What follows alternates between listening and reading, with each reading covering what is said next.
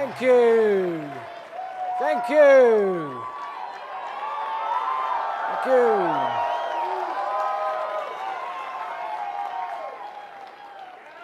There comes a time in the history of nations when fear and forgetfulness cause a nation to hesitate, to waver, and perhaps even to succumb.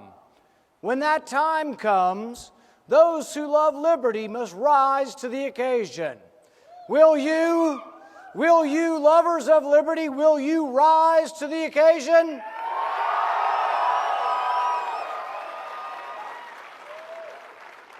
When politicians accept censorship, when politicians accept imprisonment without trial, when politicians accept torture, even of the innocent, as necessary, then lovers of liberty must rise. We must rise and stand with our forefathers who stared down the king. We must rise as free men and women and reclaim our birthright. We must protect and defend the Constitution against all enemies, foreign and domestic.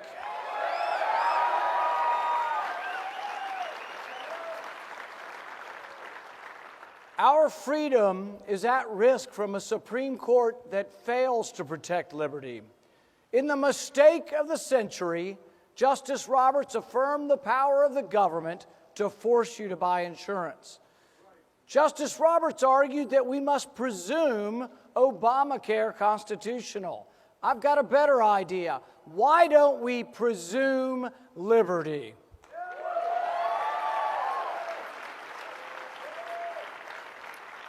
Just as we are presumed innocent, so too we should be presumed free. President Obama's fundamental promise that if you like your doctor, that you can keep them, was a lie. Obamacare, at its very core, takes away a patient's right to choose. I promise you this, as a doctor, I will take it and make it my mission to heal the nation, reverse the course of Obamacare, and repeal every last bit of it.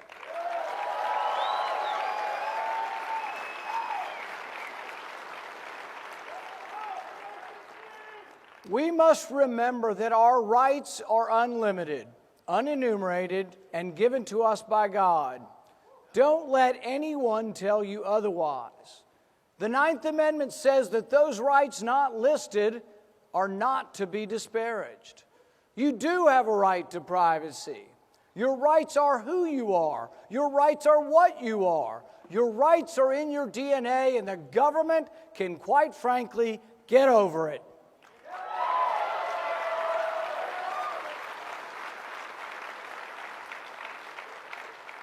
To defend our country, we need to gather intelligence on the enemy. But when the intelligence director lies to Congress, how are we to trust them? Are we to trust them to collect and hold every American's phone records? I say that your phone records are yours. I say that the phone records of law-abiding citizens are none of their damn business.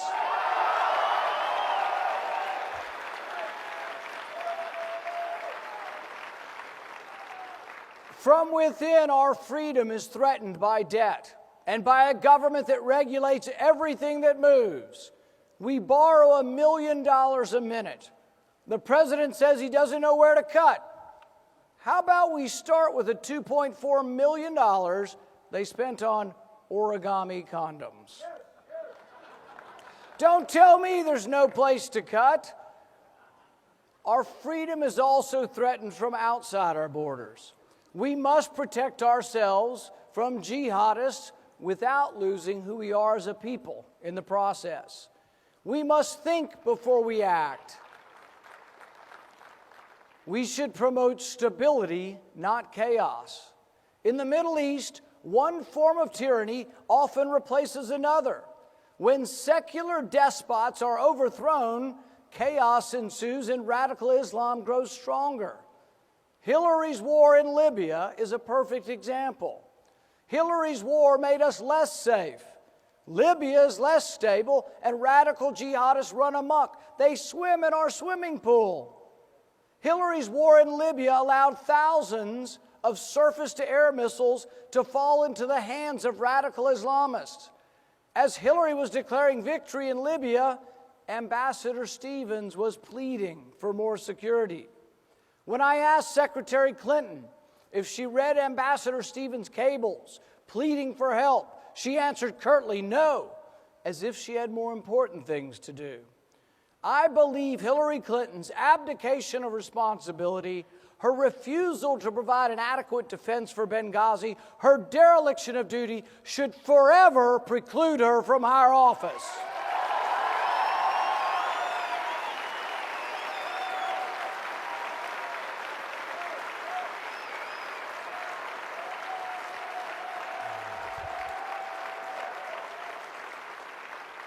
It's time for Hillary Clinton to permanently retire.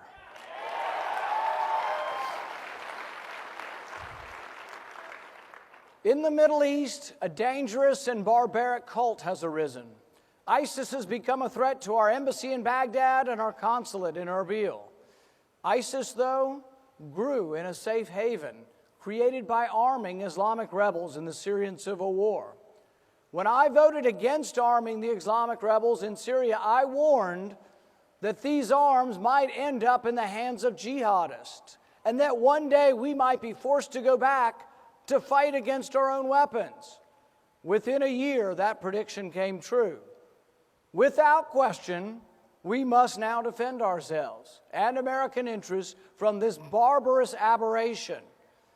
But it troubles me that we must now fight against our own weapons. We need a national defense robust enough to defend against all attacks, modern enough to deter all enemies, and nimble enough to defend our vital interests. But we also need a foreign policy that encourages stability, not chaos. At home, conservatives understand that the government is the problem, not the solution.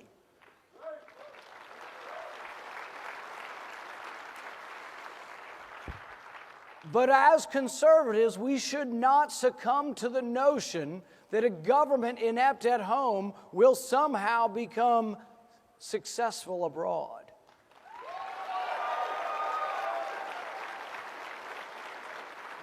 That a government that can't even deliver the mail will somehow be able to create nations abroad. Without question, we must be strong. Without question, we must defend ourselves. I envision an America with a national defense unparalleled, undefeatable, and unencumbered by nation building.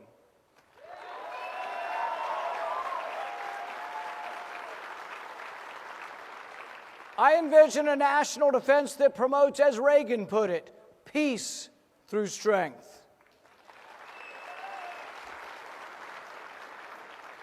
We must realize, though, that we do not project strength by borrowing money from China to send it to Pakistan. It angers me to see mobs burning our flag and chanting "Death to America" in countries that receive our foreign aid.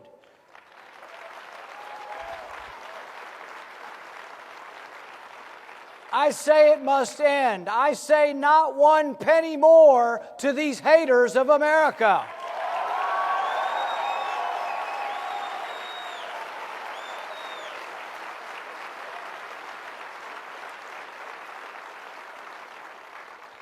At home, our nation needs new ideas and new answers to old problems. Martin Luther King spoke of two Americas. He described them as two starkly different American experiences that exist side by side. In one America, people experience the opportunity of life, liberty, and the pursuit of happiness. In the other America, people experience a daily ugliness that dashes hope and leaves only the fatigue of despair.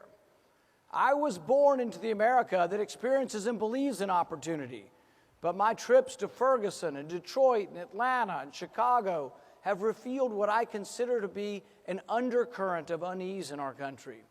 Liberal policies have failed our inner cities.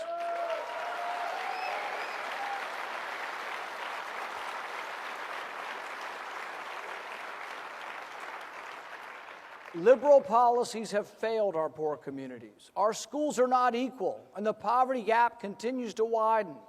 It's time for a new way, a way predicated on opportunity and freedom. Those of us who have enjoyed the American dream must break down the wall that separates us from the other America. The president's answer is to raise taxes again. I believe we should do the opposite. I propose we cut everyone's taxes from the richest to the poorest.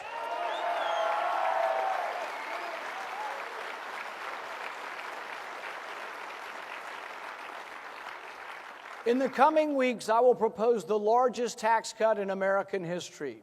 A tax cut that will leave more money in the paychecks of every worker in America.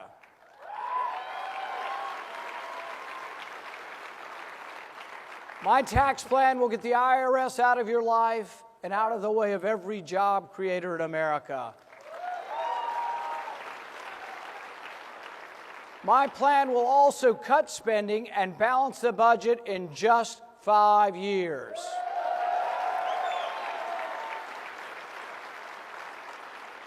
To fix Washington, we can't have business as usual.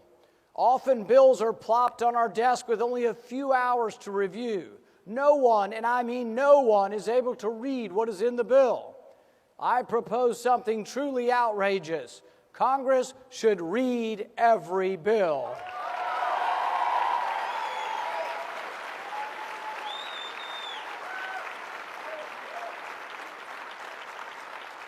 Congress should also live under the laws they pass.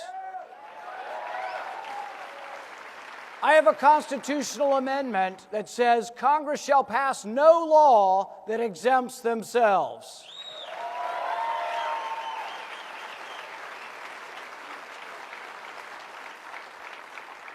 And finally, if they won't listen, we should limit all their terms and send the career politicians packing.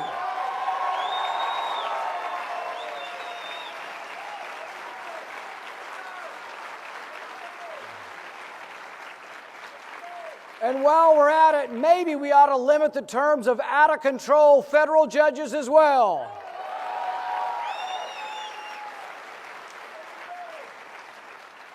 We need to return to our founding principles, stand up for the entire Bill of Rights. Our future can include a road back to prosperity, back to respect at home and abroad. It should include a balanced budget and a simple, fair tax system. It should include a government that protects your rights and your security.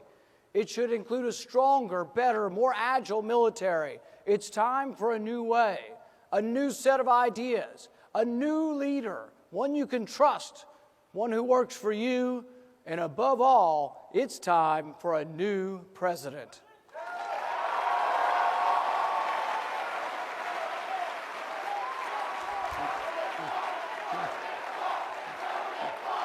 Thank you.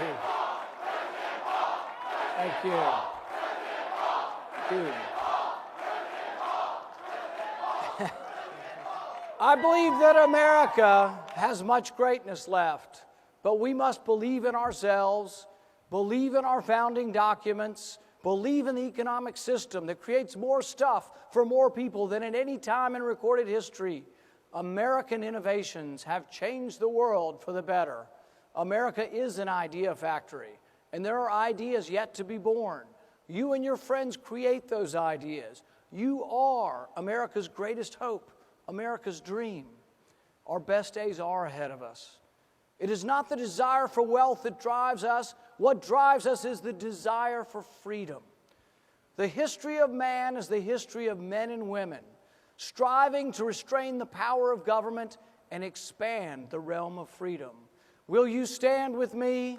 Will you fight for freedom? Will you vote for freedom?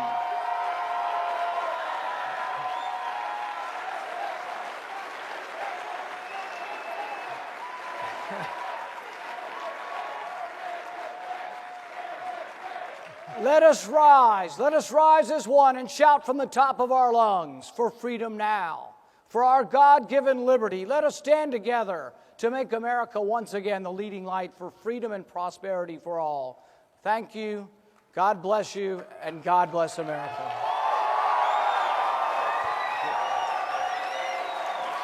Thanks. Senator? Thank you.